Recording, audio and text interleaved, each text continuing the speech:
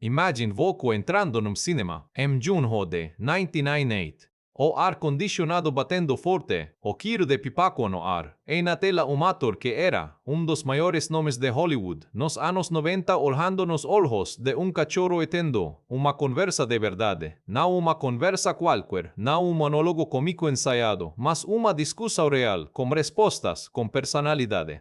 O cachorro reclamava, o cachorro julgava, o cachorro tinha opinião sobre, e vida que fazia mais sentido do que muita coisa que seres humanos falam. Pegar uma história criada décadas antes por escritor britânico, passar por cima de uma adaptação, musical fracassada dos anos 60, colocar Eddie Murphy no centro de tudo e fazer o mundo acreditar que animais podiam falar de jeito engraçado, humano e completamente irresistível. O resultado foi dos maiores sucessos de bilheteria daquele ano, filme que girou uma franquia inteira e que entrou direto na memória afetiva de toda uma geração. Mas essa história começa muito antes de Eddie Murphy, muito antes de Hollywood. E ela começa na Primeira Guerra Mundial, nos campos de batalha da Europa, como homem chamado Hugh Lofting que precisava encontrar jeito de escrever para os filhos sem que eles soubessem o horror que ele estava vivendo. Hugh John Lofting nasceu na Inglaterra em 1886 e passou boa parte da vida como engenheiro civil, trabalhando em vários países, antes de ser recrutado para servir no exército britânico durante a Grande Guerra. No front, ele via coisas que não podia descrever para a família. O sofrimento era demais, e crueldade era demais. Mas ele precisava escrever para os filhos, precisava manter uma conexão com o mundo, que ele esperava reencontrar quando tudo aquilo acabasse. Então ele inventou histórias sobre médico especial, homem que em vez de tratar apenas humanos tinha aprendido a falar a linguagem dos animais e dedicava sua vida a cuidar deles. Lofting escrevia essas cartas ilustradas com pequenos desenhos e as mandava para casa. Os filhos amavam. A ideia era simples mas poderosa, e se existisse alguém capaz de realmente entender o que os animais sentem, o que eles precisam, o que eles sofrem, era uma fantasia gentil no mundo que naquele momento não tinha quase nada de gentileza. Depois da guerra, Lofting transformou essas cartas em livro. Em 1920, The Story of Dr. Dolittle foi publicado e virou sucesso imediato. O personagem principal, o Dr. John Dolittle, morava na cidade fictícia de Puddleby-on-the-Marsh, na Inglaterra. Era médico humano que havia abandonado a medicina convencional para se dedicar aos animais depois de aprender as suas línguas como papagaio chamado Polinícia. Ele vivia cercado de animais, tratava de todos sem cobrar nada, era pobre mas feliz e tinha aventuras extraordinárias que levavam ele para os cantos mais improváveis do mundo. O sucesso do primeiro livro fez Lofting escrever mais, muito mais. Ao longo dos anos seguintes, ele produziu uma série inteira com títulos como The Voyages of Dr. Dolittle, que venceu a medalha Newbery em 1923, uma das maiores premiações da literatura infantil norte-americana. Dr. Dolittle Circus, Dr. Dolittle Zoo, Dr. Dolittle's Caravan. No total, foram mais de 12 volumes publicados em vida, e alguns outros concluídos postumamente por sua filha. O personagem se tornou ícone da literatura infantil em língua inglesa, com o mesmo peso cultural que personagens como Winnie the Pooh ou Peter Pan. É claro que Hollywood logo olhou para isso como material cinematográfico. Em 1967, a 20th Century Fox produziu uma adaptação musical de grande orçamento chamada Dr. Dolittle, estrelada por Rex Harrison, o mesmo ator que havia estourado com My Fair Lady 3 anos antes. O estúdio Aposto Pesado foi dos filmes mais caros do ano, com sets elaborados, músicas originais compostas por Leslie Bricusse, ambiciegas de ser o grande espetáculo musical. Não funcionou. Dr. Dolittle de 1967 foi desastre financeiro. O orçamento estourou, as filmagens foram problemáticas, Rex Harrison era notoriamente difícil de trabalhar, e o público simplesmente não apareceu nas salas. O filme concorreu ao Oscar de Melhor Filme, o que gerou uma controvérsia enorme na época porque muita gente achava que ele não merecia estar na lista e perdeu para in the heat of the night. Então porque algo 30 anos depois, voltaria a essa ideia. A resposta é que o conceito no centro da história de Hugh Lofting nunca perdeu a força. Um homem que pode conversar com animais. Parece simples, mas tem uma profundidade que as crianças entendem instintivamente e os adultos reconhecem com nostalgia. Quem nunca olhou para o próprio cachorro e imaginou o que ele estaria pensando? Quem nunca achou que o gato de casa tinha uma personalidade completa, com humores, preferências, opiniões? A ideia do Dr. Dolittle toca num desejo universal. A sensação de que existe uma comunicação possível que ainda não sabemos como alcançar.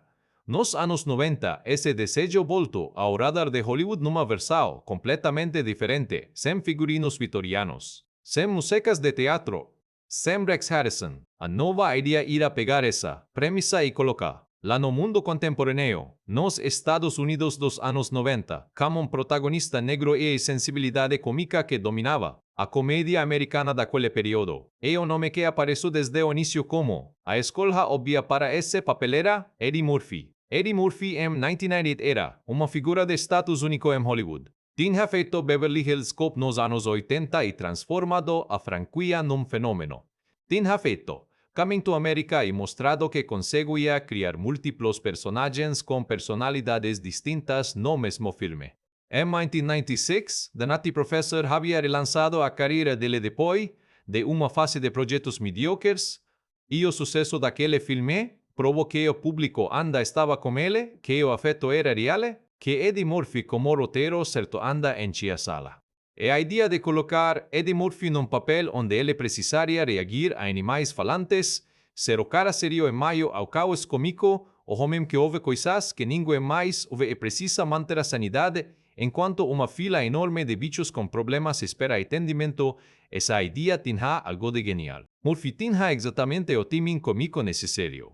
A forma como ele rege, como ele enrola, como ele tenta manter a compostura e não o consegue, era perfeita para esse tipo de comédia. E o que Dr. Media Dolittle de 1998 fez com essa combinação foi algo que a versão de 1967 nunca tentou: jogar a história no mundo real, com problemas reais, como um homem que tem uma vida construída, uma reputação a proteger, uma família que depende dele, e de repente se vê um dilema que não tem como explicar para ninguém. Não é um aventureiro em terras exóticas. É um médico em São Francisco tentando manter o emprego, o casamento e a sanidade ao mesmo tempo em que descobre que consegue ouvir o que os animais falam. Essa escolha mudou tudo. Deu ao filme uma tensão humana que a fantasia pura não teria. E foi essa tensão, essa mistura de comédia absurda com conflito emocional genuíno que fez o público de 1998 se conectar com a história de um jeito que o filme de 97 jamais conseguiu. O que Lofting havia imaginado naquelas cartas escritas durante a guerra. Aquele médico especial que entendia o que os outros não conseguiam ouvir. Havia encontrado finalmente a versão cinematográfica que fazia jus ao coração da ideia. Com um orçamento de $70 milhões, uma diretora que vinha de um dos filmes de comédia mais queridos dos anos 90, um elenco de vozes que era literalmente uma reunião dos maiores nomes da comédia americana. Naquele momento, Eddie Murphy, no centro de tudo, Dr. Dolittle de 1998, estava prestes a mostrar que algumas ideias são grandes demais para afundar de vez.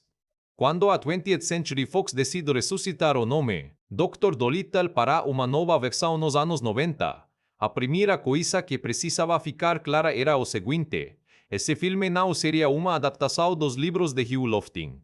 Não seria uma continuação do musical fracassado de 1967. Seria algo completamente novo, inspirado pela premissa central, pelo nome e pela ideia de um médico que fala com animais, mas construído do zero para um público diferente, numa época diferente, com uma linguagem cinematográfica completamente diferente. A produção foi encabeçada pela Davis Entertainment, a empresa produtora de John Davis, um dos nomes mais experientes de Hollywood em comédias e filmes de ação de grande público. Davis tinha no currículo produções como Predator, The Firm e se tornaria ao longo da carreira dos produtores mais prolíficos da indústria. Junto com ele estavam David D. Friendly e Joseph M. Comédia estavam David de Fileses M. Comédia. Singer, completando uma equipe de produção que sabia exatamente que tipo de filme queria fazer, uma comédia familiar de alto impacto, com apelo para crianças e adultos ao mesmo tempo, e com um orçamento suficiente para fazer os animais funcionarem de verdade na tela. A 20th Century Fox entrou como distribuidora e coprodutora e foi o estúdio que trouxe Eddie Murphy para as conversas iniciais. Murphy havia acabado de entregar The Nutty Professor em 1996, sucesso enorme que havia reaquecido sua carreira depois de uma sequência de projetos que não tinham funcionado, como Beverly Hills Cop 3 e Vampire em Brooklyn. The Nutty Professor havia mostrado que Murphy sabia fazer comédia física e de personagem ao mesmo tempo, que ele conseguia ancorar um filme de estúdio de grande orçamento e que o público tinha saudade do melhor dele. A ideia de colocá-lo como Dr. John Dolittle surgiu cedo no processo de desenvolvimento. A premissa se encaixava perfeitamente no estilo que Murphy dominava. Homem competente e serio colocado em situações completamente absurdas, forçado a reagir com o timing e energia que eram marcas registradas dele desde o início da carreira. A diferença aqui era que o absurdo não vinha de perseguis e mal-entendidos, mas de animais com personalidades humanas surgindo de todos os lados e exigindo atenção médica. Para escrever o roteiro, o estúdio trouxe dois stars, Nat Maldin e Larry Levin. Nat Maldin tinha trabalhado principalmente em televisão antes desse projeto. Larry Levin também vinha da TVE e se tornaria o nome de referência da franquia nos anos seguintes, escrevendo sozinho o roteiro de Dr. Dolittle em 2001. A parceria dos dois nesse primeiro filme foi o que transformou uma premissa que poderia ter ficado no nível do sketch de comédia numa história com conflito real, com um arco emocional para o protagonista, com apostas que faziam o público se importar com o que acontecia além das gargalhadas. A escolha fundamental que Maldin e Levin fizeram foi colocar o John Dolittle de 1998 no mundo contemporâneo como homem que havia suprimido esse dom na infância. Não seria alguém que sempre soube que tinha esse talento e o abraço. Seria alguém que havia se protegido fingindo que nunca teve construído uma vida inteira em cima dessa negação e que seria forçado de volta para a realidade pela força das circunstâncias. Essa estrutura deu ao filme uma dimensão de redescoberta pessoal que ia além da comédia. John Dolittle não seria apenas engraçado, ele estaria em conflito genuíno com ele mesmo. Para dirigir, o estúdio escolheu Betty Thomas. Essa escola merece atenção especial porque Betty Thomas, em 1998, já era uma figura de peso nas duas pontas da câmera. Ela havia sido atriz, conhecida principalmente pelo papel de Sjeet, Lucy Bates na série Hill Street, Blues nos anos 80, papel que lhe rendeu Emmy. Na transição para a direção, ela havia começado na televisão, dirigindo episódios e conquistando mais Emmy pela direção de The Late Shift, o telefilme de HBO sobre a batalha entre Jay Leno e David Letterman pela apresentação do The Tonight Show. Na direção cinematográfica, Thomas havia feito The Brady Bunch Movie em 1994, uma comédia que funcionava como paródia inteligente da série clássica de televisão, e Private Parts em 1997, o filme biográfico de Howard Stern que havia sido sucesso inesperado de crítica e público.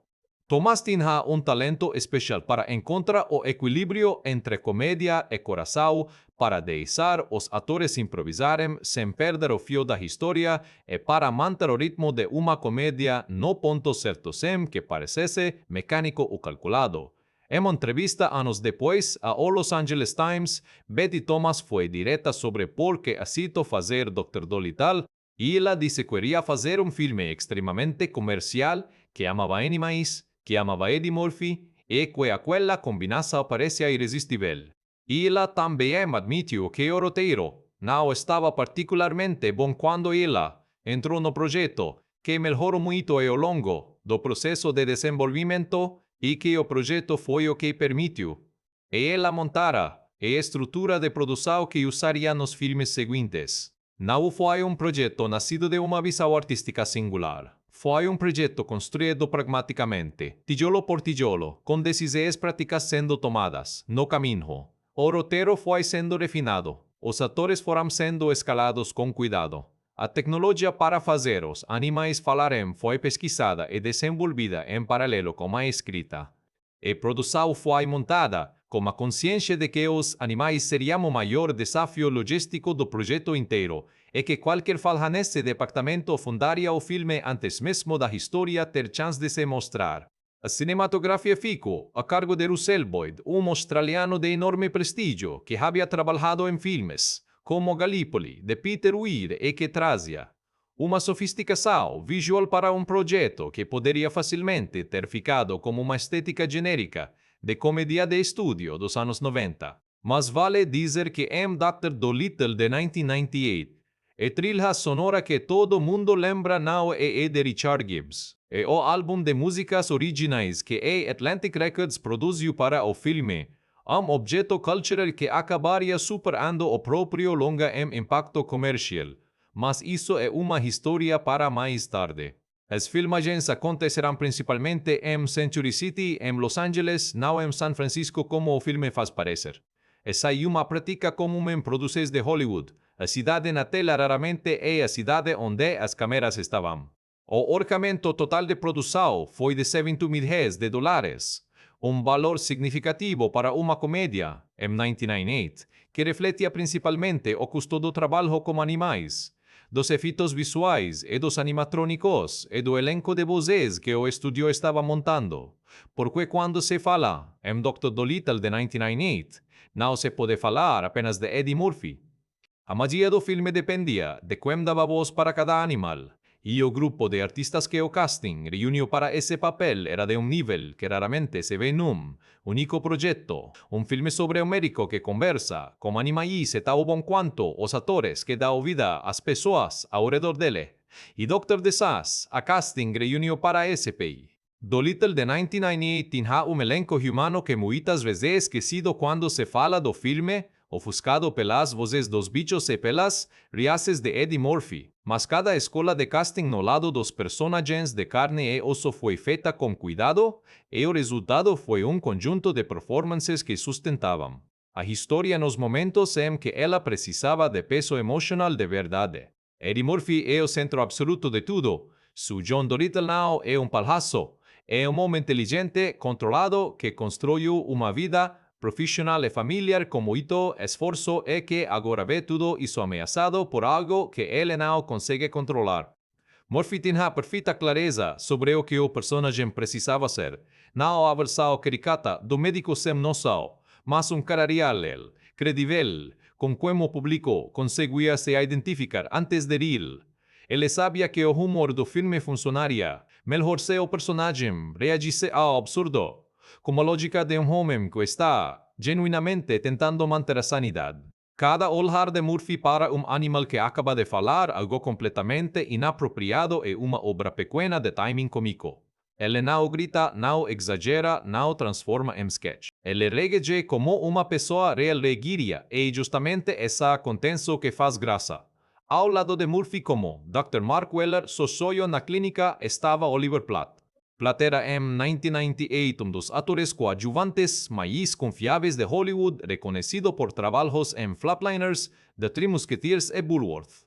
Ele trouxe para Mark Weller uma qualidade específica que o roteiro precisava, a energia do oportunista simpático, o socio que está mais preocupado com o negócio do que com os princípios, mas que no fundo não é vilão, apenas pragmático. A dinâmica entre Murphy e Platt funciona porque Platt nunca tenta roubar a cena. Ele se encaixa no ritmo de Murphy sem competir com ele. Peter Boyle fez o papel de Doctor. Gene Reese, o psiquiatra que acompanha. John Dolittle depois, que ele começa e demonstra comportamento que sua família e sócios classificam como delírio. Boyle tinha uma carreira longa e variada em Hollywood, incluindo o personagem Frank Barone na série Everybody Loves Raymond, e trouxe uma combinação de autoridade clínica e humor sutil que tornava o personagem simultaneamente engraçado e levemente ameaçador. Ele é o representante de um sistema que não tem vocabulário para o que John está vivendo. Richard Schiff, que sería famoso mundialmente un año después como o papel de Toby Ziegler en The West Wing, aparece aquí en un papel menor más memorable como Blaine Hammersmith, un dos personajes ligados ao universo da clínica. Schiff já tinha a presença e intensidade que definiriam a carreira dele, e mesmo num espaço limitado, dentro de Dr. Dolittle, ele deixa a marca. O coração emotional do filme no lado humano fica com a família Dolittle. Kristen Wilson interpreta Lisa Dolittle, a esposa de John, como uma graciosidade e firmeza que impedem o personagem de cair na armadilha da esposa genérica de comédia familiar. Lisa é inteligente. Ela ama o marido, mas não tem paciência para o que parece. Um colapso nervoso que ele se recusa. Wilson dá a Lisa uma dignidade que faz o arco dela funcionar e a cena em que ela decide internar John é dolorosa de um jeito que o filme tem coragem de não suavizar completamente. As duas filhas de John trazem energia e contraste.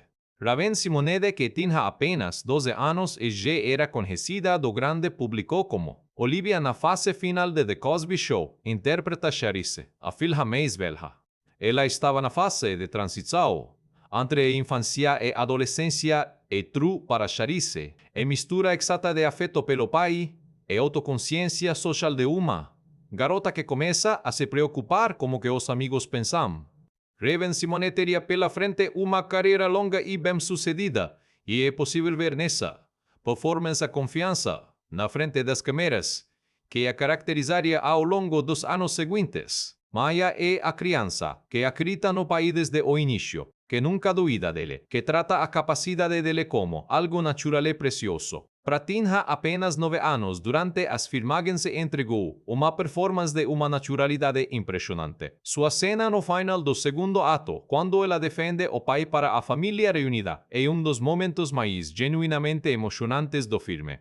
Kyla Pratt retornaria para os filmes seguintes da franquia e construiu uma carreira sólida, incluindo o papel principal da série televisiva One on One. Os Davis completa o elenco principal como Archer Dolittle, o pai de John. Davis era em 1998 uma lenda viva do cinema e do teatro americano, com décadas de trabalho em projetos que iam de heroísmo em dezenas parcerias com Spike Lee em filmes como Django Fever e Get on the Bus. Colocar o.C. Davis no papel do pai era uma declaração de intenso sobre a seriedade com que o filme tratava sua herança afro-americana. Archer Dolittle não é coadjuvante decorativo. E o personagem que carrega a memória da infância de John, que sabe de coisas que o filho esqueceu, e cuja presença no filme encora ao lado emocional da história numa gravidade que só um ator da estatura de Davis poderia trazer. A dinâmica entre Murphy e Davis merece atenção especial. As cenas que eles têm juntos têm um calor e uma autenticidade que contrastam com o ritmo acelerado da comédia ao redor. Quando Archer Dolittle olha para o filho e fala sobre o passado, o filme para por um momento e respira. Davis não precisava fazer muito. Ele simplesmente estava ali presente, como o peso de uma carreira inteira na voz e nos olhos, e isso era o suficiente para dar aquelas cenas uma dimensão emocional que o roteiro sozinho não teria alcançado. Vale mencionar também Jeffrey Tambor, que aparece como Calloway, o empresário cujo acordo com a clínica de John é a pressão financeira que complica tudo na segunda metade do filme.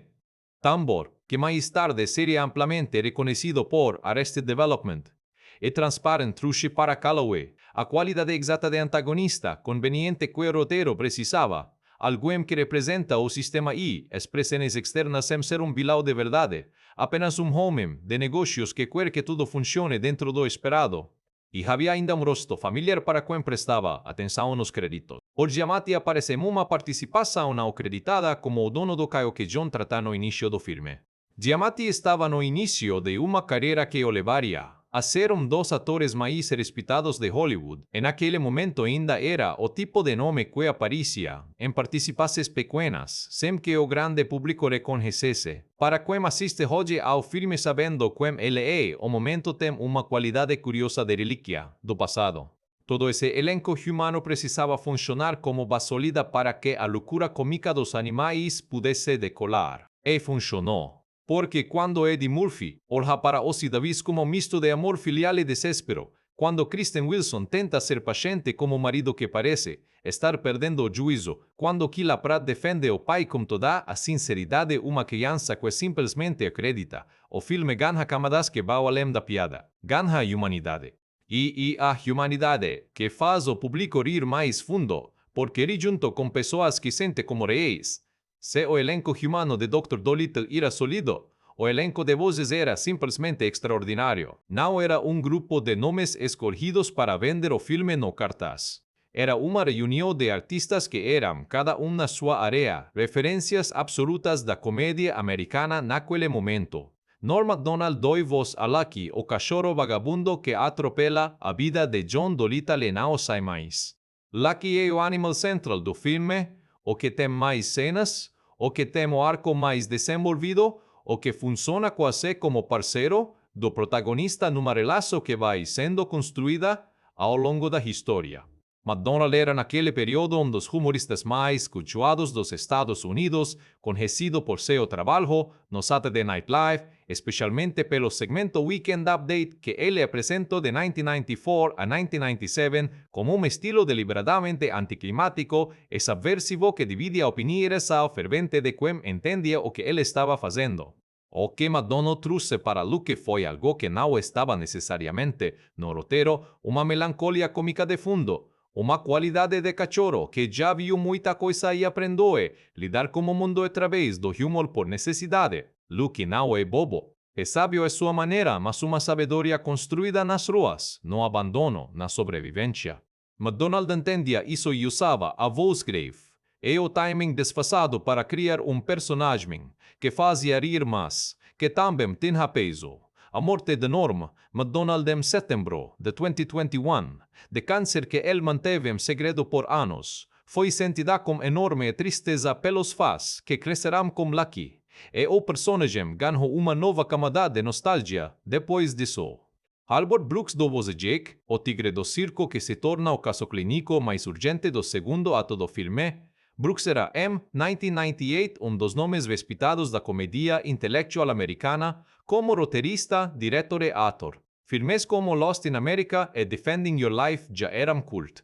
Ele tinha uma qualidade específica de neuroticismo articulado e capacidade de fazer um personagem que está em sofrimento genuíno sobre ao mesmo tempo doloroso e completamente hilário. Jake é um tigre suicida. Esse é o conceito. Quer morre porque está exausto, porque o circo é horrível, porque a vida em cativeiro não tem sentido. Brooks dá a esse animal uma lógica interna completamente coerente e o resultado é um dos personagens mais memoráveis do filme. Chris Rock deu voz a Rodney, o porquinho da Índia que é o primeiro animal, e falar abertamente com John Dolittle de um jeito que não pode ser ignorado ou descartado como imaginação. Rock estava em 1998, no pico da sua fase de stand-up mais celebrada, acabara de lançar Bring the Pain em 1996, que redefiniu a comédia americana daquele período, e tinha uma qualidade de observação social afiada que ele injetou em Rodney com naturalidade. Rodney fala o que pensa, critica, julga.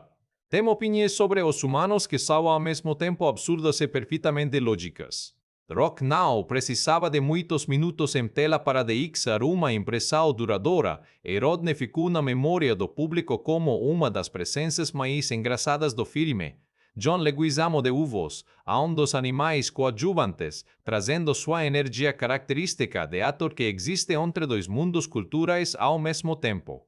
Ellen DeGeneres estava ali, numa participação que para hoje tem uma qualidade de documento histórico, porque em 1998, DeGeneres estava no meio de um momento pessoal e profissional extremamente turbulento depois de ter assumido publicamente sua sexualidade em 1997 e de ter visto sua série televisiva ser cancelada como consequência de reações negativas de parte do público e dos anunciantes. Aparecer em Dr. Dolittle foi parte de um processo de reconstrução de carreira que levaria, alguns anos depois, e o papel de Dory em Procurando Nemo e a consagração definitiva como uma das grandes apresentadoras da televisão americana. Paul Robbins, o eterno Pee Wee Herman, de voz a dos animais com aquela qualidade inconfundível de voz aguda e energia levemente perturbadora que o tornavam perfeito para personagens não humanos. Gilbert Gottfried, como a voz mais reconhecível da comédia americana, aquela que era ao mesmo tempo irritante e irresistível, marcou presença num dos papéis menores mais impossíveis de ignorar.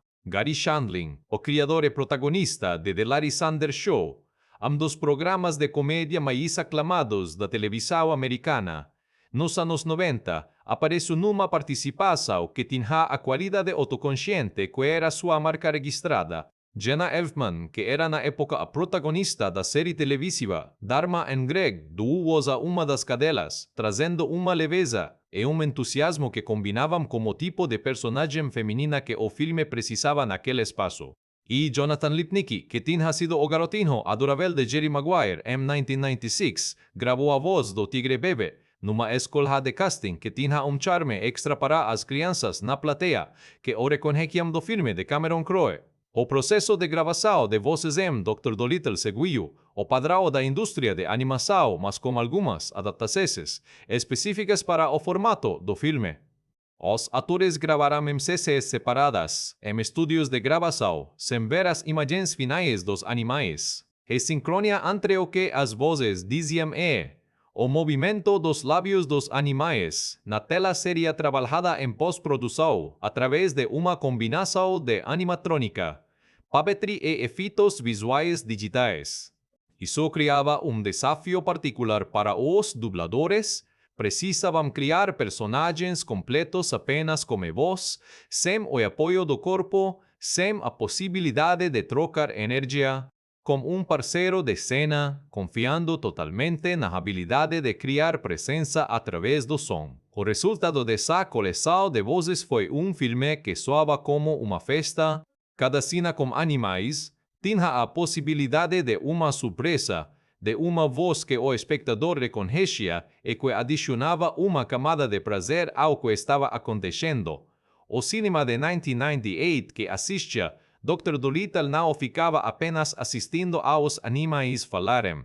Ficava reconhecendo, conectando, reagindo ao prazer de ouvir Chris Rock falar como porquinho da Índia ou Albert Brooks, como tigre existencialista. Essa dimensão de cumplicidade cômica como público adulto foi o que deu ao filme uma camada que impedia que ele fosse apenas entretenimento para crianças. Era filme para toda a família, no sentido mais genuíno da expressão. As crianças riam dos animais engraçados e os adultos riam das referências, das vozes que reconheciam, do timing de Norm Macdonald, do neuroticismo de Albert Brooks, da irreverência sem freio de Chris Rock. Esse equilíbrio é difícil de alcançar e ainda mais difícil de sustentar por filme inteiro. Dr. Mayne. Dolittle conseguiu, e o elenco de vozes foi a razão principal. Fazer animais falarem de jeito convincente na tela é dos desafios técnicos mais complexos que uma produção cinematográfica pode enfrentar. Não é animação, onde tudo é controlado do zero. Não é performance humana, onde o ator pode ser dirigido com precisão. É uma combinação de elementos vivos, mecânicos e digitais que precisam funcionar juntos de forma perfeita para que o público assista e que está vendo sem questionar. Dr. Gore. Dolittle de 1998 chegou num momento muito específico da história da tecnologia cinematográfica entre o mundo pré-digital que ainda dependia fortemente de animatrônica e puppetry, e o mundo pós-Babe que havia provado um ano antes que animais com lábios sincronizados podiam ser plenamente convincentes na tela. O filme Babe de 1995 foi a referência técnica absoluta que a equipe de Dr. Mente guatemente bocina matren. Dolittle precisou estudar e superar. Babe havia revolucionado o uso de animais em filmes ao combinar animais reais treinados, puppets animatrônicos e computação gráfica para sincronizar os movimentos labiais dos personagens com as falas dos dubladores. O resultado havia sido tão convincente que o público aceitou completamente. A ficha de animais que falavam. E o filme havia se tornado enorme sucesso de crítica e público. A resposta veio através de uma abordagem de múltiplas camadas. A produção utilizou animais reais treinados para a maioria das cenas, o que exigia uma logística extraordinária. Cachorros, gatos, pombos, tigres, corujas, ratos, porquinhos da Índia, macacos, aves de várias espécies, todos precisavam de treinadores especializados, de espaços de preparação, no set, de rotinas de ensaio, que respeitassem os limites de cada animal e garantissem que eles pudessem entregar o comportamento necessário para cada cena. O trabalho com animais reis leva tempo, exige paciência infinita e frequentemente significa refazer uma tomada muitas vezes até que o animal faça exatamente o que a cena precisa. Para os momentos em que os animais reis não podiam entregar o resultado necessário, a produção usou puppets animatrônicos de alta precisão. Alan Trautmann foi o puppeteer principal do projeto e seu trabalho foi fundamental para o resultado final. Trautmann tinha vasta experiência em trabalhos com puppets em produções de Hollywood de Trus para Dr. Dolittle e habilidade técnica e sensibilidade artística necessárias para criar criaturas mecânicas que se moviam com naturalidade suficiente para não quebrar a ilusão. Os animatrônicos serão usados principalmente para close-ups dos rostos dos animais, onde sincroniza cao. Labial precisava ser mais precisa e onde o comportamento do animal real não podia ser controlado com detalhe suficiente. E sincronizar o labial em si, o processo de fazer os lábios dos animais se mover de acordo com as falas gravadas pelos dubladores, foi trabalhada através de uma combinação de animatrônica e efeitos visuais digitais. Para muitas cenas, o movimento dos lábios era criado inteiramente em pós-produção, com artistas de CGI inserindo os movimentos sobre as imagens dos animais reis ou dos puppets. Essa técnica estava em evolução naquele período e os resultados variavam em qualidade ao longo do filme, o que se tornaria dos pontos de crítica técnica mais comuns nas avaliações posteriores. Em algumas cenas, a sincronia é perfeita e completamente convincente. Em outras, especialmente nas que envolvem animais com rostos mais difíceis de manipular digitalmente, o resultado é mais aproximado. E American Humane Association, entidade norte-americana dedicada ao bem-estar animal, esteve presente nas filmagens em tempo integral para garantir que nenhum animal fosse submetido a condições inadequadas durante a produção. A presença da associação era tanto uma exigência ética quanto uma proteção para a produção. Incidente com qualquer dos animais durante as filmagens teria gerado uma crise de relações públicas devastadora para filme que se posicionava como entretenimento família. O cuidado com os animais foi documentado e o filme recebeu toda a sucesso ao final da produção. O trabalho como tigre, que se tornaria Jake na voz de Albert Brooks, foi particularmente desafiador. Cenas com grandes felinos requerem medidas de segurança extensas, protocolos rígidos de proximidade entre o animal e os atores humanos, e planejamento cuidadoso de cada tomada. Eddie Murphy, em entrevistas sobre o filme, mencionou que o trabalho com os animais reis exige uma adaptação do seu processo, normal como ator, reatribuir o foco de atenção de parceiro de cena humano para animal que não responde. A direção responde. A direção verbal é que tem seus próprios ritmos e reações. Foi algo que ele descreveu como desafiador. O custo de toda essa infraestrutura técnica foi significativo. Uma parte considerável do orçamento de $70 milhões foi absorvida pelo Departamento de Animais e pelo Departamento de Efeitos Visuais. A empresa de VFX Rhythm Hughes, que havia trabalhado em Babe e era naquele momento uma das referências globais em efeitos visuais envolvendo animais, foi contratada para supervisionar o trabalho digital de sincronização, labial e os elementos de CGI do filme, o trabalho de SM Dr. Torren. Dolittle foi considerado tecnicamente competente para os padrões da época, embora a comparação com Babe fosse inevitável e nem sempre favorável. O que o público de 998 viu na tela foi o resultado de meses de preparação, de centenas de horas de filmagem com animais, de sessões de pós-produção intensas e de esforço coletivo de artistas e técnicos para fazer uma premissa fantástica parecer tangível. E em grande parte do tempo, funcionou. Quando Lucky abre a boca e a voz inconfundível de Norm MacDonald sai, o cérebro do espectador cita aquilo. A combinação entre o timing do ator, a qualidade do puppet, do CGI e o trabalho de som cria uma ilusão que é suficientemente convincente para que a história possa acontecer.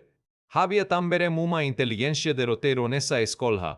O fato de que apenas John Dolittle ouvia os animais falando e que os outros personagens ouviam comportamentos normais de animais significava que o filme não precisava fazer os animais falarem de forma convincente para todo o mundo na tela, apenas para o público. Essa estrutura aliviou parte da pressão técnica e ao mesmo tempo criou um pacto de cumplicidade entre o filme e o espectador. Hoje e John Dolittle sabemos o que está acontecendo e todo mundo em volta de Voces 2 está completamente no escuro. É um truque elegante que serve tanto a comédia quanto a técnica.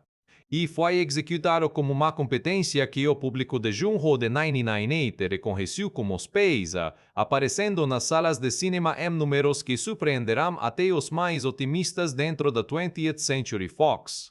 O filme começa em 1968, num bairro residencial americano, como uma criança de uns 8 anos de idade, chamada John Dolittle sentado na calçada na frente de casa, tendo uma conversa animada como o cachorro da família. Não há uma conversa de um lado só, do tipo que crianças têm quando brincam que os bichos entendem. É uma conversa bilateral, como o cachorro respondendo, comentando, participando. Para o pequeno John, isso é completamente normal. É o mundo como ele sempre foi. Ele não acha extraordinário poder ouvir o que o cachorro pensa, do mesmo jeito que não acha extraordinário poder ouvir o que os pássaros na árvore estão discutindo ou que o gato da vizinha está reclamando. Esse prólogo é fundamental porque estabelece algo que o roteiro precisa com urgência, mostrar que esse domínio é novo para John Dolittle. Não surgiu do nada quando ele virou adulto, sempre esteve lá. A diferença é que quando criança, ele simplesmente vivia com isso, sem questionar, sem tentar entender, sem resistir. A ruptura vem através do pai, Archer Dolittle, interpretado por Ozzy Davis nessas cenas de flashback. Veio o filho falando como cachorro e tem uma reação de pai que quer proteger o filho do que parece ser um comportamento que vai isolar ele socialmente. Não é crueldade. É medo? É o medo de qualquer pai que vê o filho fazendo algo que o mundo não vai entender ou aceitar. Archer leva John para a igreja, para um pastor que realiza o que só pode ser descrito como um pequeno ritual de exorcismo informal, convencendo o garoto de que o que ele ouve não é real, que são vozes que não existem, que ele precisa fechar essa porta e viver no mundo como todos os querve, além da comédia. E o momento em que uma criança aprende que parte de quem ela é precisa ser escondida para que o mundo existe. E John Dolittle faz exatamente isso, fecha a porta, aprende a não ouvir, cresce, estuda medicina, constrói uma vida inteira em cima daquela supressão. E funcionou por 30 anos. O corte para 1998 é deliberadamente contrastante. Saímos de um bar residencial dos anos 60 como uma criança assustada, numa cadeira de igreja e chegamos em San Francisco moderno e próspero onde o Dr. John Dolittle é exatamente o tipo de sucesso que o pai sonhava para ele. Tem uma clínica médica bem sucedida, uma esposa linda e inteligente, 2 filhas maravilhosas, uma casa grande, carro caro. É a versão adulta e realizada do garoto que dia se sentou na calçada e conversou com cachorro. O ambiente profissional de John está num momento crítico. Ele e seu sócio, Mark Weller, estão prestes a fechar acordo com Richard Calloway, empresário que quer comprar a clínica deles e integra numa rede maior de saúde gerenciada. O acordo é financeiramente muito atraente, representaria segurança e prosperidade para ambos, mas exige que John e Mark se comportem como executivos corporativos confiáveis, que nada no seu comportamento sugira instabilidade ou excentricidade. Para John, que passou a vida inteira construindo exatamente essa imagem de competência e seriedade, não poderia ser mais fácil. E como ele aprendeu a ser. A primeira fissura aparece de um jeito completamente casual. John está no carro, num engarrafamento, quando um vagabundo pula na frente do veículo. John freia bruscamente. O carro olha para ele através do para-brisa. E então, de algum lugar que John não consegue identificar, vem uma voz. Uma reclamação. O cachorro está reclamando da direção dele, com palavras. Com uma atitude específica. John pisca. O carro vai embora. Ele continua dirigindo e decide imediatamente que não ouviu nada. Que foi o estresse, o cansaço, talvez o café forte da manhã. Que não aconteceu nada, mas aconteceu. E nos dias seguintes, a comporta que John havia fechado 30 anos atrás começa a ceder. Ele começa a ouvir os pombos na calçada em frente ao consultório. Começa a entender o que o gato de uma paciente está pensando enquanto espera no colo da dona. Começa a captar fragmentos de conversas animais de todos os lados, como um rádio que alguém ligou depois de décadas desligado e que agora não tem mais como silenciar. O que o roteiro faz com elegância nessa fase inicial e mostra que John não aceita o que está acontecendo de forma passiva. Ele luta contra isso. Cada vez que ouve um animal, tenta encontrar uma explicação racional, estresse, sobrecarga de trabalho, falta de sono. Ele agenda uma consulta com um neurologista, faz exames. Tudo normal. O problema não está no cérebro. O problema está na realidade, que simplesmente é como ele está ouvindo. Assim que se lá o fim da negação acontece quando o mesmo cachorro vagabundo do engarrafamento aparece novamente. Desta vez não há como ignorar. O cachorro fala claramente, com personalidade, com atitude, clama-se sobre a vida que dura mais do que John consegue descartar como alucinação. Esse cachorro tem um nome, Lucky, e tem uma visão de mundo completamente formada, que expressa sem cerimônia alguma. John Dolittle, médico de sucesso em San Francisco, e aos 30 e tantos anos de idade, com um acordo milionário prestes, e ser assinado em uma família que depende da sua estabilidade. Ouve um cachorro de rua dizer o que pensa sobre ele como uma franqueza que nenhum ser humano teria coragem de usar, e não tem mais como fingir que não ouviu. A porta que Archer Dolittle e o pastor da igreja haviam fechado em 1968 está aberta de novo, e tudo que John construiu em cima daquela porta fechada está prestes a ser testado. O que acontece quando um homem que passou 30 anos suprimindo um dom sobrenatural de repente não consegue mais fazer isso? Dolittle é ao mesmo tempo cômica e cruel. O mundo inteiro de animais descobre que tem um médico disponível e resolve aparecer para consulta sem avisar, sem hora marcada, sem qualquer consideração pela vida profissional e pessoal desse médico. Rodney, o porquinho da Índia, é o estopim definitivo. Ele não é um animal que John encontra por acaso como Lucky. Rodney pertence à família Dolittle, mora na casa e quando John começa a ouvi-lo de verdade, não tem como ignorar porque o animal está fisicamente presente na mesma sala. A voz de Chris Rock saindo daquele pequeno rodor é uma declaração de guerra contra qualquer escuicho de negaço que John ainda estava tentando manter. Rodney não tem filtro. Rodney não tem paciência. Rodney tem opiniões formadas sobre cada aspecto da vida doméstica dos Dolittle e as expressa como uma confiança que beira o absurdo. E quando John reage com choque, Rodney reage com impaciência, como se a incapacidade de John de aceitar a situação fosse o verdadeiro problema naquela cena. A dinâmica que se estabelece entre John e os animais, a partir desse momento tem uma lógica interna perfeitamente construída. Os animais sempre poderão falar, sempre tiverão pensamentos, personalidades, reclamases e necessidades. Pombos contam para patos. Cachorros contam para gatos. Gatos fingem que não ligam mas repassam a informação de qualquer forma. Em questão de dias, o Dr. John Dolittle uma lista de espera de pacientes que nunca pediu e não sabe como recusar. Uma das cenas mais engraçadas do segundo ato é exatamente essa. John tentando sair do consultório, no fim do dia e sendo abordado por uma sequência de animais com coisas médicas. Uma coruja com o ombro deslocado. Um pombo com problemas respiratórios. Um cão com artrite que recita os sintomas como preciso de alguém que pesquisa o assunto. John tenta ignorar, tenta andar mais rápido, tenta olhar para o outro lado, mas o treinamento médico é mais forte do que a vontade de fingir que não o ouve. Quando alguém, qualquer ser vivo, descreve dor e pede ajuda, John Dolittle não consegue não responder. É o médico que ele é, independente de quem está pedindo ajuda. A coruja como ombro machucado se torna o primeiro caso que John trata fora do consultório, num momento de impulso que ele imediatamente tenta racionalizar depois. Ele conserta o ombro do pássaro vai embora aliviado e John fica parado olhando para as próprias mãos como uma mistura de satisfação profissional e pânico existencial que Murphy joga com precisão perfeita. Lucky entra definitivamente na vida de John quando o cachorro aparece ferido na frente da clínica. Aqui o roteiro faz uma escolha importante em vez de manter Lucky como personagem externo que aparece e desaparece, integra o animal à família do Little. John leva Lucky para casa, supostamente para cuidar dos ferimentos, mas a verdade mais profunda que o filme sugere é que John está reconhecendo Lucky como o único ser em sua vida com quem pode ser completamente honesto sobre o que está vivendo. Lucky não vai estar louco. Lucky sabe que não está. Lucky é parte do problema e parte da solução ao mesmo tempo. Em casa, a situação começa a se complicar de formas múltiplas. Lisa Dolittle está percebendo que o marido está estranho. Não está dormindo direito. Sai de madrugada. Fica murmurando coisas em cantos da casa. Risojinho.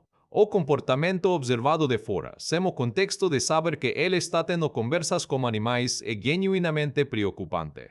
Kristen Wilson joga essa parte do arco como um equilíbrio delicado, porque Lisa não é ingênua nem exagerada. Ela está prestando atenção no marido como a atenção de uma mulher que o conhece profundamente e sabe que algo está errado, sem conseguir identificar o que. Mark Weller também está de olho. O acordo com Calloway está se aproximando da fase final e qualquer comportamento excêntrico de John pode comprometer tudo. A cena que detona tudo é uma das mais bem construídas do filme. John é flagrado no estacionamento da clínica, realizando o que parece uma ressuscitação cardiopulmonar num rato. Do ponto de vista de qualquer observador que não vê o que John vê, a cena é simplesmente a imagem de um médico de prestígio. No cada um estacionamento com as mãos num rato, murmurando instruções e encorajamentos para o animal, areaço dos que testemunham de choque silencioso. Não é preciso dizer nada. O que está ouvindo parece claro o suficiente. A decisão de Lisa e Mark de levar John para ser avaliado psiquiatricamente não vem de malícia. Vem de amor e preocupação real, filtrados pela total incapacidade de imaginar que o que John está descrevendo poderia ser verdade. John tenta explicar, mas animais que falam apenas falam para quem pode ouvi-los. Lisa e Mark nunca ouvem nada além de latidos e pios normais. A posição de John é impossível.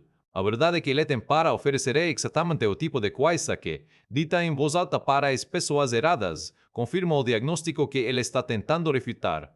O Dr. Gene Reis, o psiquiatra interpretado por Peter Boyle, recebe John com uma tranquilidade profissional de alguém que já ouviu muita coisa em comum. O diagnóstico que ele sugere não é pronunciado com crueldade, mas com uma condescendência suave de quem macaco está ajudando. É internação não. Em uma ala trancada de hospital psiquiátrico, em uma clínica de repouso particular, confortável, o tipo de lugar onde pessoas de classe média alta vão quando os familiares precisam de um tempo para reorganizar as coisas. Mas para John, independente do conforto físico, é um confinamento. É o sistema dizendo que a realidade dele não é válida. E nesse momento, no ponto mais baixo do arco do protagonista, que é o filme, precisa encontrar o caminho de volta para cima. Precisa de algo que dê. A John não apenas motivação para agir, mas razão o suficiente para ser como ele é, para parar de lutar contra o que sempre foi parte de, para escolher ser o Dr. Dolittle que Lofting imaginou naquelas cartas de guerra, em vez de continuar sendo a versão suprimida e confortável que o mundo ao redor encontrou mais fácil de excitar. Esse algo vai chegar na forma de um tigre que está morrendo, e cuja vida vai depender de John fazer exatamente o que 30 anos de negação tentaram convencer-lo a nunca fazer. Jake não é apresentado como um caso médico desde o início. Ele é apresentado como uma presença, uma força. O tigre do circo que está no programa da cidade e cujo nome aparece nos cartazes colados nos postes de São Francisco. Mas por trás dos cartazes coloridos e das promessas de espetáculo, Jake está doente. Albert Brooks empresta a Jake uma qualidade de sofrimento intelectualizado que transforma O personagem é algo mais complexo do que um animal enfermo. Jake analisa a própria situação, como a frisa de alguém que chegou a uma conclusão lógica depois de pesar todas as evidências. O circo é a vida dele, o circo é uma prisão. E ele não conhece a outra coisa, não tem perspectiva de outra coisa. E o corpo está começando a refletir o que a mente já decidiu. Não é melodrama. É a lógica de um ser que simplesmente não encontra razão suficiente para continuar. A situação de Jake é descrita com uma gravidade que merece, e John, mesmo internado na clínica de repouso, mesmo no meio do seu próprio colapso pessoal, ouve e reconhece o que aquela informação significa para ele como médico. Mas antes da acção vem um momento de virada interna, e esse momento é construído com inteligência pelo roteiro. Kyla Pratt entra nessa cena com a simplicidade de uma criança que não entende por que os adultos estão tornando tudo tão complicado, mas não tem dúvidas sobre o pai. Nunca teve, para ela, a capacidade do pai de conversar com animais não é loucura. É como ele é. É o pai que ela conhece. E quando ela fala sobre isso, não com argumentos elaborados, mas com a certeza direta de uma criança que simplesmente ama, el goem John muda. Ele ouve a própria filha dizer em voz alta o que ele nunca conseguiu dizer para si mesmo, que está tudo bem ser como é. Não a revelação dramática, exagerada. Não a música que sobe para sinalizar a epifania. É apenas um homem ouvindo a filha e reconhecendo uma verdade que estava disponível desde o início, mas que precisou de 30 anos de um colapso completo para se tornar audível. A fuga da clínica de repouso não é mostrada como um ato heroico grandioso. É mostrada como o gesto prático de algo em que tem um paciente esperando e precisa chegar até ele. John sai, lá que o encontra do lado de fora como se soubesse exatamente o que estava acontecendo, ou que provavelmente sabia. Eles vão ao circo. A sequência do circo de madrugada é visualmente a mais rica do filme. Betty Thomas aproveita o ambiente para criar uma atmosfera que é simultaneamente estranha e mágica, com as luzes baixas dos postes iluminando as tendas vazias e os animais em silêncio. John encontra Jake. A conversa entre eles é o centro emocional de todo o terceiro ato. Jake não recebe John com gratidão. Recebe com ceticismo, com a desconfiança de alguém que já ouviu muitas promessas e aprendeu que promessas custam nada. John precisa ganhar a confiança do tigre, e o faz não através de grandes gestos, mas através de honestidade, contando a Jake que também passou décadas, fingindo ser outra coisa, que sabe como é viver suprimindo com o que e porque o mundo ao redor não tem vocabulário para isso. O paralelo entre John e Jake é o coração temático do filme. Ambos estão presos por sistemas que não foram feitos para eles. John está preso por convenções sociais e expectativas profissionais. Jake está preso literalmente, numa jaula de circo. Ambos desenvolverão estratégias de sobrevivência que custarão algo fundamental de si mesmos. E ambos precisam, no terceiro ato, escolher a autenticidade sobre conveniência. O diagnóstico de Jake é sério. A doença que o aflige exige uma intervenção cirúrgica real, descrita com detalhes médicos suficientes para que o público adulto entenda a gravidade sem que a linguagem afaste o público infantil. John tem as habilidades, John tem o conhecimento. O que John não tem um ambiente cirúrgico adequado, anestesia apropriada para um tigre adulto ou qualquer assistência de outros médicos que entendam o que está acontecendo. O que ele tem é determinação. E Lucky, que supervisiona os preparativos como uma mistura de preocupação genuína e comentários editoriais, que continuam sendo engraçados mesmo no momento mais tenso do filme porque Norm Macdonald era exatamente esse tipo de ator. A cirurgia de Jake acontece, no momento mais improvável possível, durante a festa de confraternização.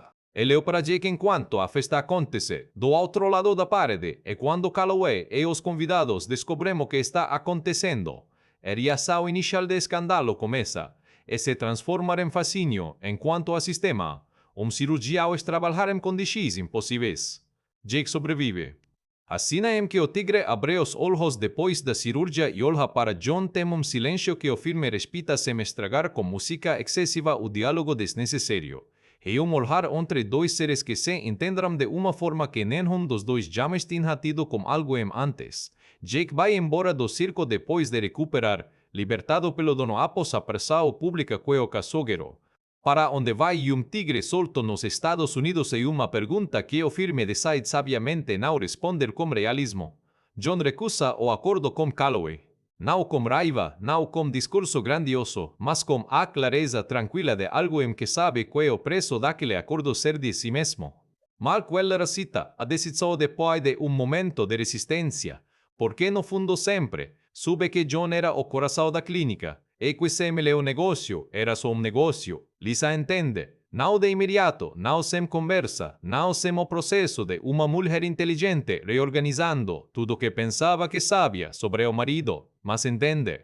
E as filhas sempre entenderão, Carice aprendendo a aceitar e Maya nunca, tendo duvidado. O filme encerra com John Dolittle sendo como sempre foi, recebendo pacientes animais no consultório, com Lucky deitado ao lado da mesa, com a família intacta e o mundo pouco maior do que era antes.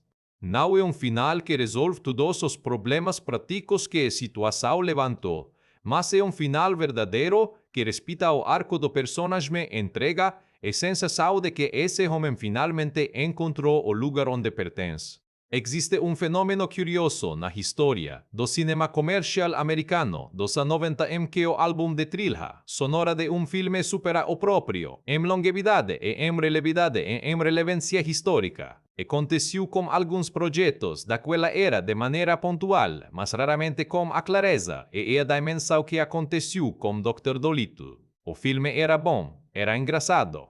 Foi enorme sucesso de bilheteria. Mas a trilha sonora lançada pela Atlantic Records em junho de 1998 foi documento mente. Foi documento musical que capturou o som exato de momento específico da cultura americana e que, ao contrário do filme, não envelheceu da forma que as comédias familiares envelhecem. Continua sendo ouvida, referenciada, celebrada décadas depois de o filme ter se tornado uma memória nostálgica. A razão central para isso tem nome Timbaland. O produtor Timothy Mosley, conhecido como Timbaland, estava em 1998. No início de uma fase criativa que o transformaria em dos produtores mais influentes da música popular dos últimos 30 anos. Ele havia trabalhado com Aaliyah no álbum One in a Million em 1996. Havia colaborado com Missy Elliott. Havia começado a desenvolver uma linguagem de produção completamente própria que combinava batidas sincopadas, elementos de música do Oriente Médio, samples manipulados de formas inesperadas e uma sensação de espaço nos arranjos que era diferente de qualquer coisa que o R&B e o hip-hop americano estavam fazendo naquele momento.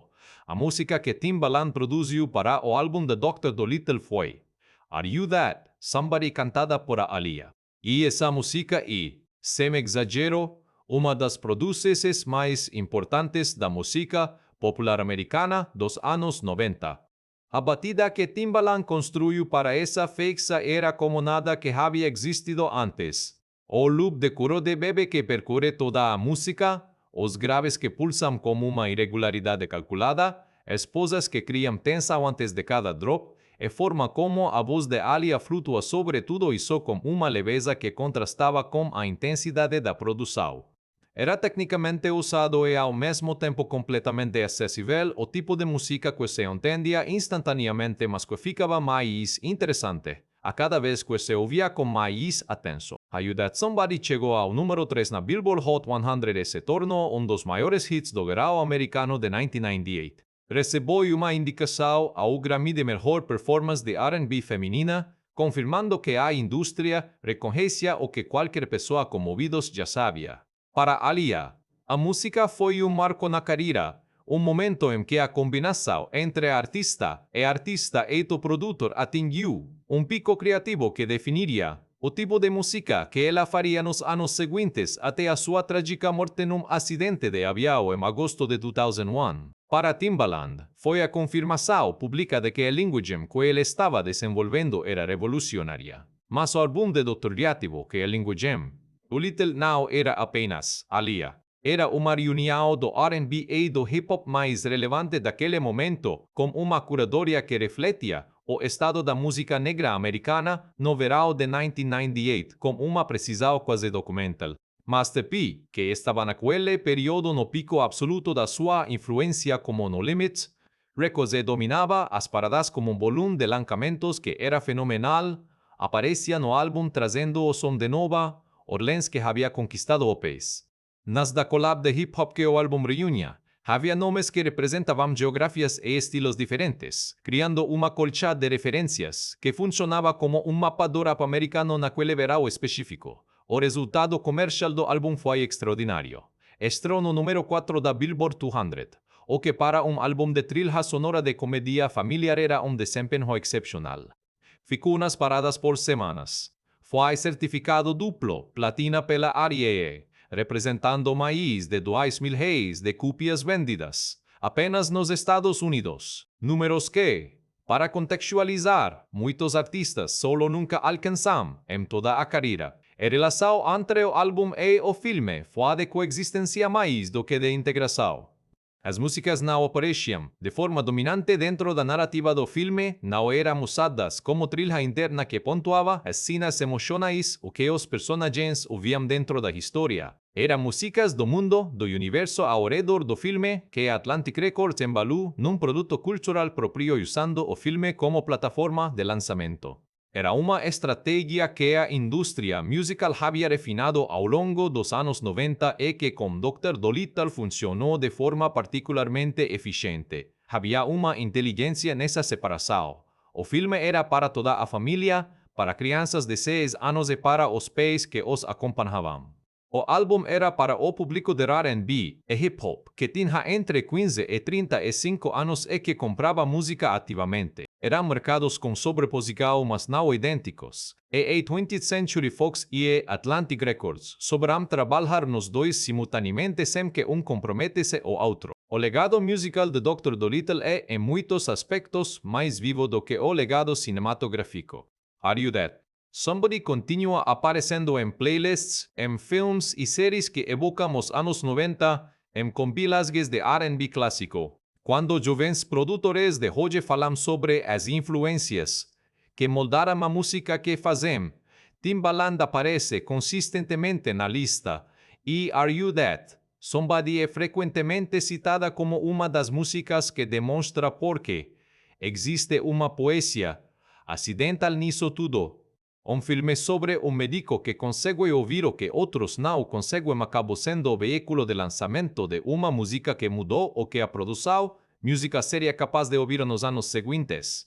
Alia cantando sobre reconhecer algo em especial, sobre aquela sensação de conexão que vai além do que as palavras conseguem descrever, sobre essa voz que eu estava procurando, tudo isso embalado na produção mais original que Timbaland havia criado até então, e tudo isso chegando ao mundo através de um filme conversando com animes. A cultura popular raramente segue lógica, mas quando funciona desse jeito, quando o inesperado encontra o extraordinário num lugar que ninguém esperava, o resultado fica. E Are You That? Somebody ficou de um jeito que muito poucas músicas ficam. Quando Dr. Dolittle estreou nos cinemas americanos no dia 26 de junho de 1998, a 20th Century Fox tinha expectativas otimistas mas cautelosas. O filme era uma aposta diferente, uma comédia familiar com um conceito que dependia de tecnologia, ainda em desenvolvimento e de um ator cujo histórico recente incluía tanto sucessos quanto fracassos consideráveis. A memória do desastre 96 não havia desaparecido completamente dos arquivos do estúdio.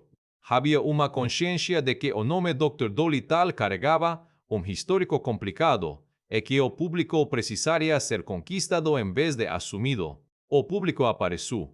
No primeiro fim de semana, Dr. Dolittle arrecadou $29.000 apenas nos Estados Unidos. Era o maior fim de semana de estreia da carreira de Eddie Murphy até aquele momento, superando The Nutty Professor e confirmando que o investimento do estúdio no ator havia sido certeiro.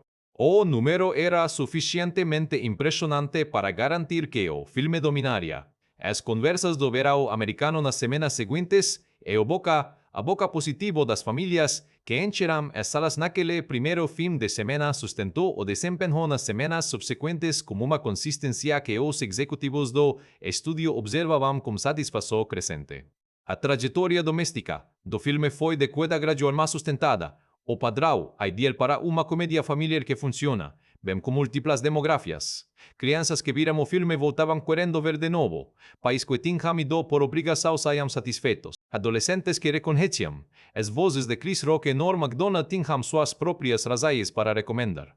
O total doméstico final foi de aproximadamente $4 mil, transformando Dr. Dolittle num dos maiores sucessos de bilheteria americanos de 1998. Internacionalmente, o filme também performou bem, adicionando cerca de $50 mil ao total mundial, que se aproximou de $29 mil em arrecadação global, para orçamento de produção de $100 mil. Mas os custos de marketing que em produções de C-porte costumam ficar entre 30 e $50 mil adicionais, o retorno foi mais do que suficiente para transformar Dr. Dolittle num sucesso financeiro sólido e para garantir que o estúdio começasse a pensar em continuação antes mesmo de o filme ser de cartaz. Dolittle foi tomada rapidamente. Eddie Murphy concordou em retornar. Larry Levin escreveu o roteiro sozinho desta vez e Steve Carr assumiu a direção no lugar de Betty Thomas, que havia seguido para outros projetos. Dr. Torrain Dolittle estreou em junho de 2001 e, embora não tenha replicado o entusiasmo do primeiro, arrecadou cerca de $176 mil mundialmente, o suficiente para confirmar que a franquia tinha vida, além do filme original. A partir daí, a franquia tomou um caminho que é comum para séries de comédia familiar quando o astro principal perde interesse em continuar. Migrou para o mercado de vídeo doméstico com produções de orçamento significativamente menor. Dr. Dolittle 3, lançado diretamente em DVD em 2006, manteve o nome da franquia mas substituiu Eddie Murphy por Kyla Pratt no papel principal com Maya. Dolittle agora adulta e descobrindo que herdou o dom do pai. E escolha descentralizar.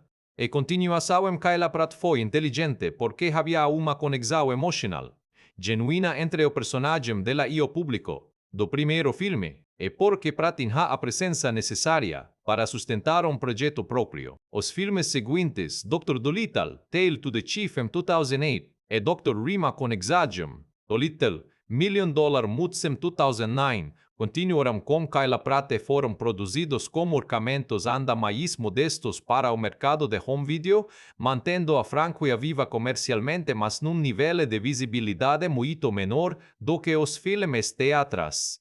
A qualidade foi declinando progressivamente, mas o mercado de DVD familiar absorve esse tipo de produção com facilidade suficiente para justificar cada novo capítulo. Em 2020, Hollywood tentou ressuscitar o conceito como uma produção teatral de grande orçamento. Dolittle, dirigido por Steven Gaghan e estrelado por Robert Downey Jr., num papel que ele havia citado pouco depois do fim do seixo como Tony Stark no universo Marvel. O filme foi um desastre em proporções quase históricas, com um orçamento estimado entre $75 e $25 dólares, incluindo pós-produção adicional de emergência para reshoots extensos, arrecadou apenas $25 mil mundialmente, representando uma perda significativa para a Universal Pictures. As críticas foram devastadoras, como o sotaque galês de Downey Jr., recebendo atenção especial como um dos elementos mais desconcertantes. Dolittle de 2020 acabou se tornando um caso de estudo sobre como projetos de grande orçamento podem descarrilar quando múltiplos problemas se acumulam numa única produção. A comparação com o filme de 1990 se tornou inevitável depois do fracasso de 2020 e funciona retroativamente como uma forma de reabilitação crítica da versão de Eddie Murphy. Jornalistas e críticos que na época haviam tratado Dr. S. Dolittle de 1998 como entretenimento descartável voltaram, e ele com mais generosidade, reconhecendo que havia uma competência genuína naquele filme, uma clareza de intenso e uma execução eficiente que o diferenciava de produções que tentavam fazer mais e entregavam menos. O sucesso de bilheteria de Dr. Mine O Little de 1998 também deve ser entendido no contexto do verão americano de 1998, que foi um dos mais competitivos da década. Armageddon, Saving Private Ryan, Damascus Zorro e Mulan eram alguns dos filmes que disputavam as salas naquele período. Num campo tão forte, um filme sobre Eddie Murphy conversando com animais chegar a 29 mil reais de dólares mundialmente não foi resultado de falta de concorrência. Foi resultado de um produto que funcionava, que entregava o que prometia, e que o público escolheu ativamente num mercado que tinha muitas outras obras UPIs disponíveis. Essa é a medida mais honesta de um sucesso de bilheteria. Não o quanto o marketing gastou ou quanto o nome do astro ajudou na abertura, mas quanto o público que viu o filme contou para outras pessoas que valeria a pena ir também. E recepção crítica de Dr. Ome. Do Little 1998. Foi o tipo de resposta mista que os estudiosos aprenderão a citar para comédias familiares de grande orçamento, bom o suficiente para não afastar o público, heterogêneo o suficiente para provar que críticos e espectadores às vezes vivem em universos paralelos quando se trata de avaliar entretenimento popular. O filme terminou sua vida crítica com 43% no Rotten Tomatoes, um número que parece modesto até que se lembra que o público que saia das salas dava ao filme uma nota CinemaScore de E, que é a marca de um produto que satisfaz a grande maioria de quem escolheu assistir. Roger Ebert, o crítico mais lido e influente da América naquele período, doía ao filme 3 estrelas em 4 e escreveu sobre ele como tipo de generosidade que ele reservava para filmes que sabiam o que eram e faziam bem. Ebert reconheceu que Dr. Bayou Dolittle não estava tentando ser mais do que uma comédia familiar eficiente, que Eddie Murphy estava usando seus talentos de forma inteligente, dentro das limites do gênero, e que a combinação de vozes cômicas de alto nível como premissa fantástica criava um produto que entregava o que prometia. Variety foi mais cético, apontando que o roteiro dependia excessivamente de humor escatológico e que a história humana em torno de John Dolittle era formulaica demais para sustentar o filme, nos momentos em que os animais não estavam em cena. O Los Angeles Times fez observações similares, notando que a tecnologia de animais falantes, embora impressionante em momentos específicos, era desigual o suficiente para quebrar e ilusão em várias ocasiões. Essas eram críticas técnicas e narrativas legítimas que apontavam para limitar-se áreas do projeto. O humor escatológico foi o ponto de divisão mais claro entre os críticos, Dr. entre os críticos. Dolittle tinha uma quantidade considerável de piadas, envolvendo funches corporais animais, flatulências e o tipo de comédia de baixo calão, que era irresistível para crianças de certa faixa etária e com adultos mais sensíveis ao refinamento da comédia encontram dispensável. Betty Thomas havia feito escolhas conscientes sobre o tom do filme, optando por uma acessibilidade ampla que inevitavelmente incluía esse registro, e o resultado foi um filme que fazia crianças de 8 anos e adultos com senso de humor elasticamente generoso gargalharem com as mesmas cenas, enquanto críticos com tolerância menor para esse tipo de registro franziam o senho. O que esses críticos não podiam negar era a qualidade do timing cômico de Eddie Murphy. Nesse registro específico, Murphy tinha uma capacidade única de fazer humor de baixo calão funcionar com dignidade. Se é que essa combinação é possível, e em Dr. Dolittle ele usava essa capacidade consistentemente. A forma como ele reagia às flatulências dos animais, como a expressão de um homem que está sendo submetido a uma prova que não pediu mas que vai enfrentar com toda a compostura disponível. Era uma piada que Murphy entendia exatamente como executar e que o público entendia exatamente como receber. Do ponto de vista da representatividade, Dr. De Vista, o Little de 1998 tinha uma significância que o mercado de entretenimento de 1998 não discutia como a linguagem que usamos hoje mas que era revisível. Uma comédia familiar com um protagonista negro no centro absoluto da história, não como coadjuvante, não como elemento de diversidade num elenco majoritariamente branco, mas como o personagem principal de filme de $102 milhões da 20th Century Fox, com Uzi Davis como patriarca da família e elenco que refletia uma família afro-americana de classe média com normalidade e afeto para as crianças negras americanas que foram ao cinema com os pais em junho de 1998, ver aquela família na tela tinha peso que ia além do entretenimento. A carreira de Kyla Pratt recebeu impulso real do filme. Ela era nova, tinha uma presença natural na frente das câmeras que qualquer diretor com experiência reconhecia imediatamente. E Dr. Disha Dolittle a colocou num nível de visibilidade que abriu portas para o trabalho televisivo que definiria sua carreira na década seguinte. O mesmo vale para Raven Simone, que já era conhecida mais que isso, Dr. Fine. Dolittle como parte de uma transição de personagem de criança para atriz adolescente que culminaria anos depois em That's So Raven, a série do Disney Channel, que tornaria ícone de cultura jovem dos anos 2000.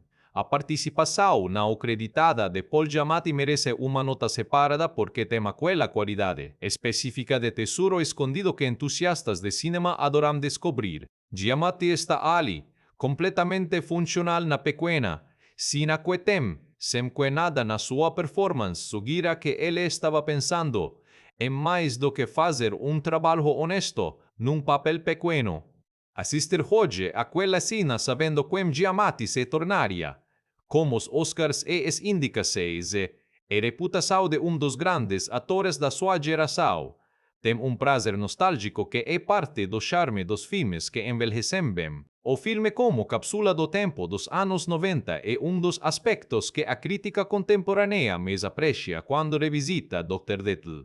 É estética visual, as roupas, os carros e a arquitetura dos espaços que os personagens habitam, tudo grita 1998 de uma forma que não é constrangedora mas sim documental. Há uma São Francisco construída em Los Angeles que captura como aquela cidade existia no imaginário americano antes do impacto completo da primeira borra tecnológica transformar-sua. Dolittle de 1998 é o de filme que foi exatamente o que precisava ser no momento em que apareceu, generoso, engraçado, emocionalmente acessível e tecnicamente competente o suficiente para entregar a premissa com convicção. Não foi clássico, mas foi filme que encheu salas, que fez famílias rirem juntas, que lançou carreiras, que entregou uma trilha sonora histórica junto, e que ficou na memória afetiva de uma geração com a solidez das coisas que foram vividas no momento certo da vida. Todo filme que sobrevive ao teste do tempo carrega dentro de si uma coleção de detalhes que a maioria do público nunca percebeu na primeira vez. Camadas que os realizadores colocarão ali conscientemente ou que surgirão do processo criativo sem planejamento explícito e que se tornam visíveis apenas quando alguém decide olhar mais de perto. Dr. Dolittle de 1998. Dr. Dolittle de 1998. O prólogo de 1968 foi filmado como uma paleta de cores deliberadamente diferente do resto do filme. As cenas da infância de John têm uma saturação ligeiramente mais quente, tom que evoca a fotografia analógica dos anos 60 e que cria uma distinção visual imediata entre o passado e o presente. Essa escola de Betty Thomas e do diretor de fotografia, Russell Boyd, é sutil o suficiente para que a maioria do público não a identifique conscientemente mais a cinta, criando uma diferença de textura emocional entre as duas épocas que reforça o que o roteiro está dizendo sobre memória e supressão. O cachorro da infância de John, no prólogo e Luke no presente tem semelhanças físicas, que não são acidentes. A escola de usar animais com características visuais similares nas duas épocas cria uma ligação visual entre o Don que John, tinha criança e o cachorro que o força. A reencontrar-se Don 30 anos depois. É o tipo de detalhe que conecta o início e o meio do filme de uma forma que opera abaixo do nível consciente do espectador, mas que fortalece a coerência emocional da história. A câmera observa a cena do ponto de vista dos testemunhas, nunca do ponto de vista de John. Isso força o espectador a ver a cena exatamente como os outros personagens veem, sem o benefício de ouvir o que John está ouvindo, criando por um momento a experiência de vida que Lisa e Mark têm permanentemente. É um deslocamento de perspectiva que dura apenas alguns segundos, mas que tem um efeito na dinâmica emocional da cena. Os animais em segundo plano nas cenas de rua merecem atenção. Betty Thomas e sua equipe colocaram em múltiplas cenas animais que aparecem brevemente ao fundo em comportamentos que para quem está prestando atenção sugerem que eles estão tendo suas próprias conversas, observando John, comentando entre si sobre o médico que pode ouvi-los. E world building discreto, a construção de um universo paralelo de comunicação animal que existe em toda a cidade mais que só John e o espectador conseguem imaginar.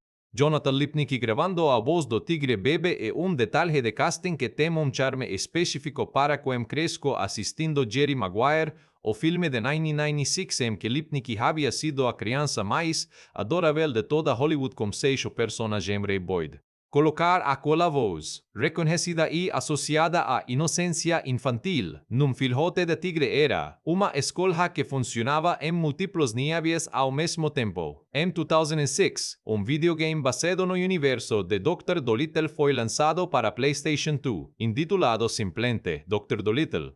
O jogo nunca recebeu a atenção significativa da crítica especializada e rapidamente se tornou um desses produtos licenciados que existem principalmente como artefatos de colecionador para entusiastas nostálgicos da era, mas sua existência é um indicador do alcance comercial que a franquia havia atingido, suficiente para justificar a extensão para o mercado de jogos eletrônicos quase uma década depois do filme original. A trajetória de home media de Dr. Dolittle le seguiu o arco típico dos grandes sucessos de estúdio daquela era. O lançamento em VHS foi enorme, num período em que a venda e o aluguel de fitas de vídeo ainda eram mercados massivos. O DVD chegou depois com material adicional, incluindo making focado no trabalho com os animais e nos bastidores das gravações de voz.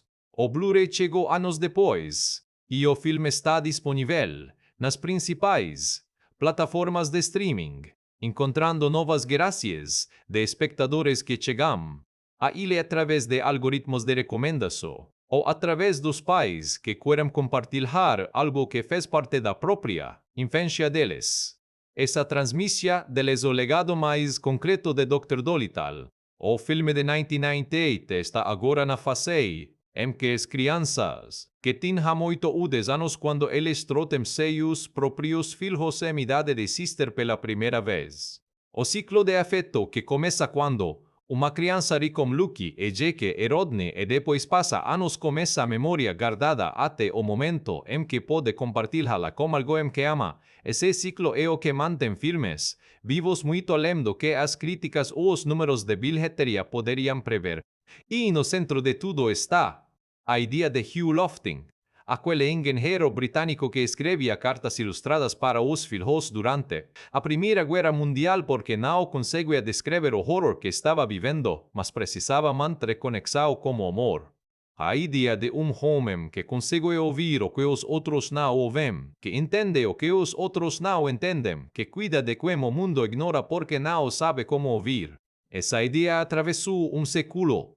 Sobreviveu a um desastre cinematográfico nos anos 60, foi reinventada em São Francisco nos anos 90 com Eddie Murphy e Norm Macdonald de Albert Brooks e continua resonando porque toca em algo que as pessoas de todas as guerras amam como verdadeiro. Quantos de nós não gostaríamos de saber o que Tororo está pensando? Quantos de nós não sentimos que existe uma comunicação possível que ainda não aprendemos a ter? Dr. Dolittle não responde a essas perguntas com profundidade filosófica. Responde com gargalhadas, com coração, como Eddie Murphy olhando para um tigre existencialista nas madrugadas de São Francisco. E às vezes é exatamente isso que uma ideia precisa para sobreviver.